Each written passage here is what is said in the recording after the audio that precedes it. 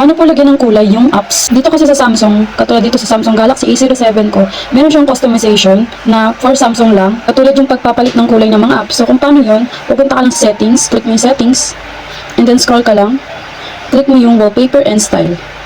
Tapos, click mo tong color palette. So kulay pink yung wallpaper natin, di ba? Yung lock screen natin, kulay pink.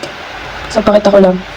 Tapos yung home screen din natin na wallpaper is pink. So ang gagawin natin, ito-turn natin siya sa mismong ano ba ito? Wallpaper. Click mo tong color palette, on mo yan, katulad ng pagpindot ko. Tapos pipili ka dito, pwede rin dito sa basic colors. Yan, lipat mo lang. Sa akin dito na lang. Tapos, apply palette to app icons. Apply. Tapos mag-wait ka lang. Ayan na. Tapos apply mo siya. Magbabago na yung color ng mga apps. Wait lang natin, medyo matagal. Yan yung customization ng Samsung. Hindi lang apps yung nagbago dito. Yan. Hindi lang apps yung nagbago. So, naka-dark mode kasi ako. Yung gagawin ko, light mode ko muna para mag-lighten up yung mga app icons. So, ganyan siya. So, yung iba, hindi na bago. May ginagamit akong app dyan para magbago siya. Yung app na yun is yung like kong recommend talaga.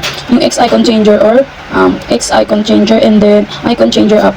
Makikita nyo yun o mahanap nyo sa Play Store. Or di kayo naman itong Theme Park. Theme Park, ito. For Samsung yan yung customization. And then, good luck, fine luck, ayan na. Maiba niyo yung mga customization yung katulad ito. Yan nag-iba. Tapos yung lock screen ko lang nag-iba. Nadagdagan ng, ang tawag dito, lock screen customization yung clock ko. So ito lang muna kasi yung pinakaginagamit ko. So kung may tanong ka pa o request, comment down below.